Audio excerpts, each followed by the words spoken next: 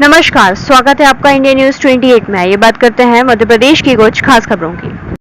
श्योपुर किसानों का कलेक्ट्रेट पर प्रदर्शन, जुर्माना निरस्त करने और गेहूं खरीद की तिथि बढ़ाने की मांग।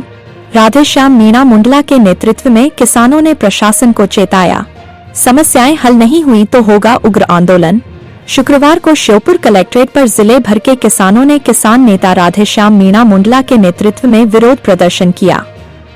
प्रदर्शन के दौरान किसानों ने जोरदार नारेबाजी करते हुए गेहूं की नरवाई जलाने के आरोप में लगाए गए जुर्माने का विरोध किया तथा गेहूं खरीदी की अंतिम तिथि बढ़ाने की मांग की। प्रदर्शन के उपरांत किसानों ने कलेक्टर श्री अर्पित वर्मा के नाम डिप्टी कलेक्टर श्री संजय जैन को एक ज्ञापन सौंपा, जिसमें उन्होंने अपनी 2 प्रमुख मांगें रखीं। पहली मांग के तहत किसानों ने बताया कि श्योपुर जिले में गेहूं खरीदी अन्य जिलों की तुलना में विलंब से शुरू हुई, जिससे उपज बेचने के लिए उन्हें पर्याप्त समय नहीं मिला।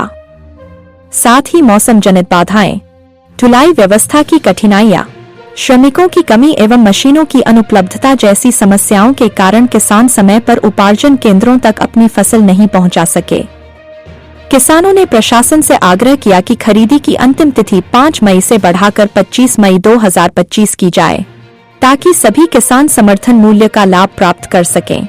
दूसरी मांग में किसानों ने आरोप लगाया कि नरवाई जलाने की घटनाओं में कई किसानों पर बिना उचित जांच के जुर्माना लगाया गया है, जबकि अधिकांश मामलों में विद्युत विभाग की लापरवाही, विभागीय कमियां या मौसमी परिस्थितियां जिम्मेदार रही हैं।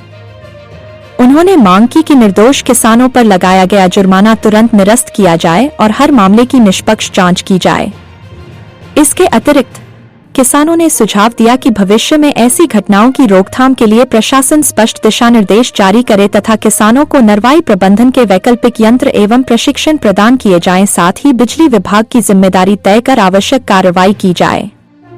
इस अवसर पर किसान नेता राधेश्याम मीणा मुंडला ने कहा, किसान देश का अन्नदाता है और हमें विश्वास है कि प्रशासन हमारी समस्याओं को समझेगा और उचित समाधान करेगा। अगर हमारी मांगों पर शीघ्र निर्णय नहीं लिया गया तो हमें आंदोलन तेज करना पड़ेगा। किसानों ने चेतावनी दी कि यदि प्रशासन ने शीघ्र उनकी समस्याओं का समाधान नहीं किया तो वे व्यापक स्तर पर उग्र आंदोलन करने को बाध्य होंगे। श्योपुर से संवाददाता नौशाद अहमद कुरैशी की रिपोर्ट। गेहूं की नरवाई जलाने के झूठे आरोपों पर किसानों को नोटिस दिया जा रहा है। वो जुर्माने की कार्रवाई प्रशासन के द्वारा की गई है, जबकि श्योपुर ज़िले में जिन किसानों को नोटिस दिया गया है उन्होंने गेहूं की नरवाई नहीं जलाई है।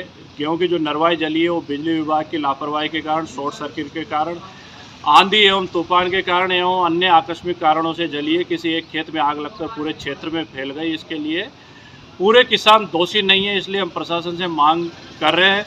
प्रशासन से आज यहाँ कलेक्ट्रेट पर प्रदर्शन करके ज्ञापन दिया है और मांग की है कि जो जुर्माने की कार्रवाई है इसको निरस्त किया जाए। ये अन्यायपूर्ण है। एक तो किसानों की नरवाई जल गई, उनका आर्थिक नुकसान हो गया, उनका भूसा जल गया, ऊपर से किसानों को नोटिस देना और जुर्माने की कार्रवाई करना नाकाबिले बर्दाश्त है। इसलिए हम मांग कर रहे हैं इस प्रकार की जो अन्यायपूर्ण कार्रवाई है उसको निरस्त किया जाए। दूसरा, श्योपुर में जो गेहूँ खरीदी का कार्य चल रहा है उसको अंतिम तिथि उसकी 5 मई तक घोषित कर दी है। हम गेहूँ जो स्लॉट बुकिंग का कार्य है उसको 30 अप्रैल से बंद कर दिया है, जिसके कारण किसान परेशान है। एक तो श्योपुर में गेहूँ खरीदी का जो कार्य है वो देर से प्रारंभ हुआ है। गेहूँ खरीदी का कार्य लगभग 15 अप्रैल से प्रारंभ हुआ है। बीच में जो गेहूँ उपार्जन केंद्र व्यवस्था के कारण बंद भी रहे, किसानों को पूरा समय नहीं मिल पाया है अपनी गेहूँ की उपज को सरकारी समर्थन मूल्य, न्यूनतम समर्थन मूल्य पर उपार्जन केंद्रों पर ले जाने के लिए।